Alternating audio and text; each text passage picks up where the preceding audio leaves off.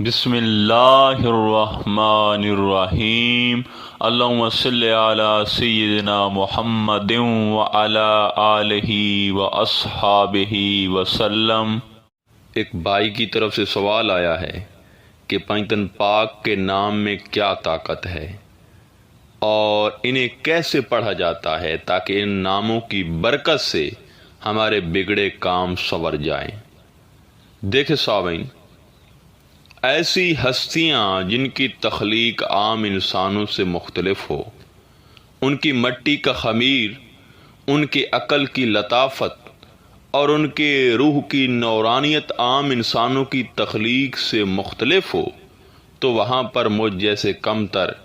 حقیر، ناچیز، کم علم کا علم اور عمل اس قابل نہیں ہوتا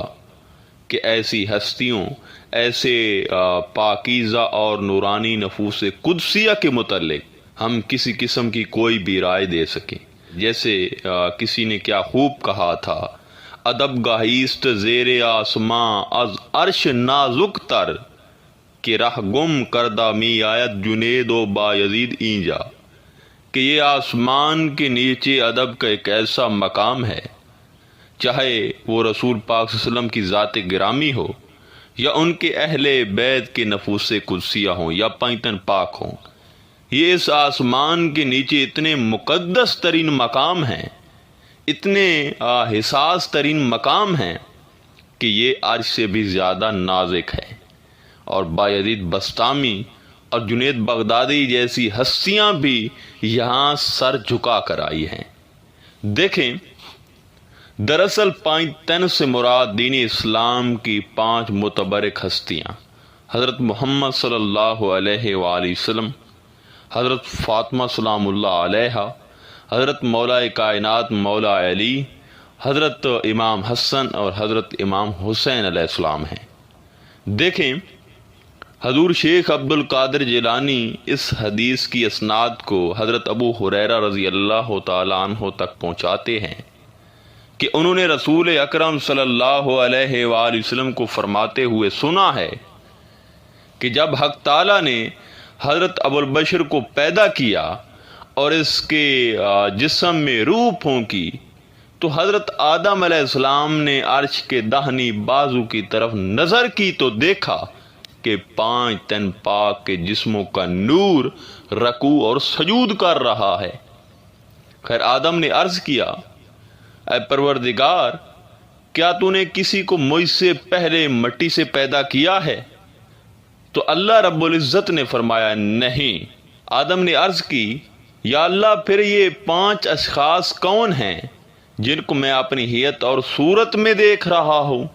اللہ تعالیٰ نے فرمایا کہ اے آدم، یہ تیری اولاد میں سے 5 اشخاص ہیں، اور جس چیز سے میں نے تجھے پیدا کیا یہ اس سے نہیں ہے،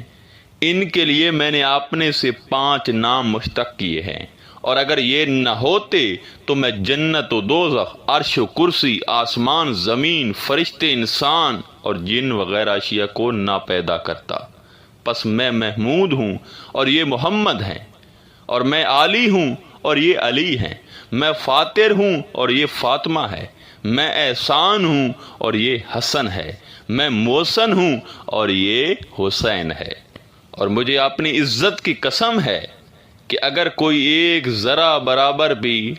ان کا بغض لے کر میرے پاس آئے گا تو میں اس شخص کو ضرور دوزخ میں دھکیلوں گا، اور مجھے اس کی کوئی پرواہ نہیں۔ دیکھیں سامعین، یقین جانیں کہ مجھے ان لوگوں پر بہت رحم آتا ہے اور دکھ بھی ہوتا ہے کہ جو لوگ صبح و شام ہاتھ میں ایک گز یا پمیشی آلہ لے کر پنجتن پاک کی شان کو ناپ تول کر رہے ہوتے ہیں، اور پنجتن پاک کی شان دیگر ہستیوں سے کمپیئر کر رہے ہوتے ہیں کہ ان کی شان یہاں تک ہے یا وہاں تک ہے۔ تو میں ان سے اتنی ہی گزارش کروں گا کہ پنجتن پاک کی شان اتنی ہی ہے، خدا جہاں تک ہے۔ دیکھیں، ان کا معاملہ کائنات کے ہر انس سے الگ ہے۔ دیکھیں، اب کچھ دانشور ان کو چھوڑ کر نمازوں اور عبادت پر زور لگاتے پھرتے ہیں، تو یاد رہے، اگر تخلیق کائنات کا مقصد خدا کا صرف تو اسے اپنی عبادت ہی کروانا ہوتا تو اے انسان تو سن لے کہ تو پھر پیدا ہی نمازی ہوتا، اور اگر نماز ہی صرف اس دنیا کی بخشش کا سامان ہوتی تو پھر ملا تو اس دوڑ میں سب سے آگے ہوتا، اور اگر تو اس پاکن پاک کی ذات کو ہی نہ سمجھ سکا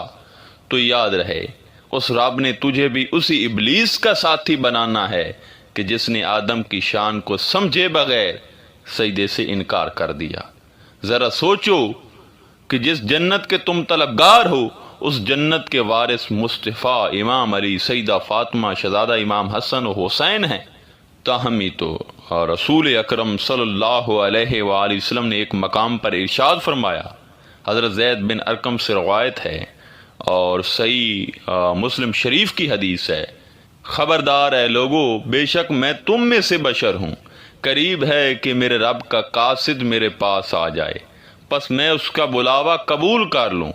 مگر میں تم میں دو عظیم چیزیں چھوڑ کے جا رہا ہوں۔ پہلی چیز، میں اللہ کی کتاب چھوڑ کے جا رہا ہوں جس میں تمہارے لیے ہدایت اور نور ہے، تم اللہ کی کتاب کو مضبوطی سے پکڑ لو، اور دوسری چیز وہ میرے اہل بیت ہیں، اور میں تم کو اپنے اہل بیت کے متعلق ڈراتا ہوں۔ اور پھر فرمایا، میں تم کو اپنے اہل بیت کے متعلق اللہ سے ڈراتا ہوں۔ تیسری بار پھر فرمایا، میں تمہیں اپنے اہل بیت کے متعلق اللہ سے ڈراتا ہوں۔ دیکھیں، حضور پاک صلی اللہ علیہ وآلہ وسلم نے 3 بار ارشاد فرمایا کہ میں اپنی آل کے متعلق تمہیں اللہ سے ڈراتا ہوں کہ ان کی شان میں کوئی کوتاہی نہ کرنا، کیونکہ یہی دین ہے، اور اگر یہ 5 ہستیاں دین اسلام اور کسی کی ذات سے نکال لی جائیں تو پھر بچتا ہی کچھ نہیں، کیونکہ جس نے بھی کچھ پایا ہے وہ انہی کے نام کے صدقے پایا ہے۔ سلطان العارفین حضرت سخی سلطان باہو رضی اللہ تعالیٰ عنہ فرماتے ہیں، پنجے محل پنجاں وچ چانن تے ڈیوا کت ول دھریے ہو، پنجے مہار تے پنجے پٹواری حاصل کت ول بھریے ہو، پنجے امام تے پنجے قبلے سجدہ کت ول کریے ہو، باہو جے صاحب سر منگے تاں ہرگز ڈھل نہ کریے ہو، خاک پایم از حسین و از حسن معرفت گشت است برمن انجمن، کہ میں حسنین کریمین کے قدموں کی خاک ہوں اور ان کی خاک پاک کے صدقے اللہ نے معرفت کو مجھ پر تمام فرما دیا ہے۔ اب جن کی شان کا یہ عالم ہے کہ خدا خود جن پر ناز کرے، جن کی تخلیق کا معاملہ مخلوق سے الگ ہو، جو ہستیاں سراپا نور ہی نور ہوں، اور جو ہستیاں حضرت آدم سے بھی پہلے وجود میں ہوں، اب ان کے نام کے ذکر میں کیا طاقت ہوگی، کوئی ذی روح اس کا اندازہ نہیں لگا سکتا۔ الحمدللہ اس عاجز بندہ ناچیز نے جب بھی ان کے نام کا ذکر کیا ہے اور ان پاک ہستیوں کو پکارا ہے تو انہوں نے میری خبر گیری کی ہے۔ دیکھیں، حضرت شہباز لال قلندر سے پوچھا گیا کہ تیری قلندری کے پیچھے راز کیا ہے، تو حضرت نے فرمایا کہ اور تو مجھے کچھ آتا جاتا نہیں، بس ہر وقت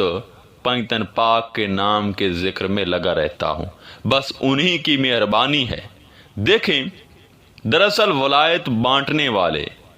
قلندر بنانے والے، گردن پر درویشی کی مہر لگانے والے، یہ 5 ہستیاں ہیں، اور خدا نے خاص طور پر روحانیت اور فقیری کا سارا نظام انہی کے سپرد کیا ہوا ہے، اور یہ پوری کائنات کے ہر جنس اور انس کے ظاہر اور باطن کو اس طرح دیکھتے ہیں کہ جس طرح صراف سونے کو دیکھتا ہے۔ لہذا جو انسان ان ہستیوں کے نام کے ذکر میں مشغول ہو جاتا ہے تو اس پر پنجتن پاک کی توجہ ہونا شروع ہو جاتی ہے،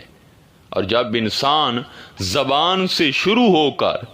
پنجتن پاک کے نام کو قلب تک لے آتا ہے، یعنی جب قلب پنجتن پاک کے نام کے ذکر میں مشغول ہو جاتا ہے تو پھر اس پر ایک ایسا مقام آتا ہے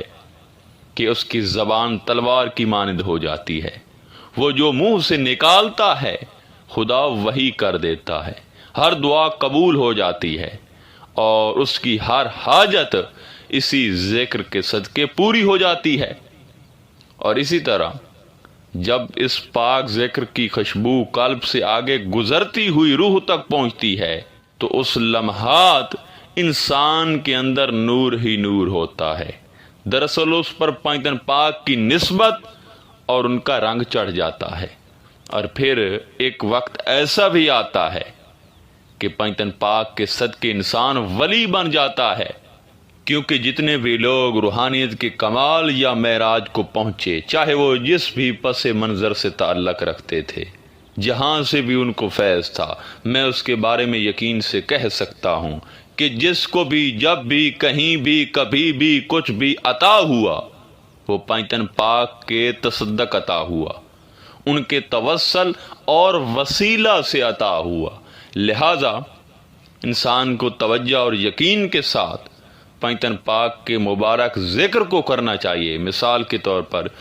یا محمد، یا علی، یا فاطمہ، یا حسن، یا حسین، اس طرح پڑھنا چاہیے۔ دیکھیں باوضو حالت میں جب بھی وقت ملے، جب بھی فرصت ملے، تعداد کی کوئی حد نہیں، کیونکہ جب ان کے مقام کی حد نہیں تو تعداد کی حد کیسے کہوں۔ لہذا جتنا آسان لگے اتنا ہی ان مبارک ناموں کا ذکر کریں، کوشش کریں کہ فضول ایکٹیویٹی سے بچیں اور زیادہ وقت ان ناموں کے ذکر میں لگائیں۔ انشاءاللہ تعالی کرم کی انتہا ہوگی۔ آخر میں دعا ہے کہ اے پروردگار، اگر اس پوری گفتگو میں مجھ سے کوئی بے ادبی ہو گئی ہو یا پائتن پاک کی شان بیان کرنے میں کوئی فرق لگ گیا ہو تو پائتن پاک کے صدقے مجھے معاف فرما دے۔ حقیقت میں جو پائتن پاک کی شان و مقام ہے میں جاہل ان معنی میں مکمل بیان نہیں کر سکا۔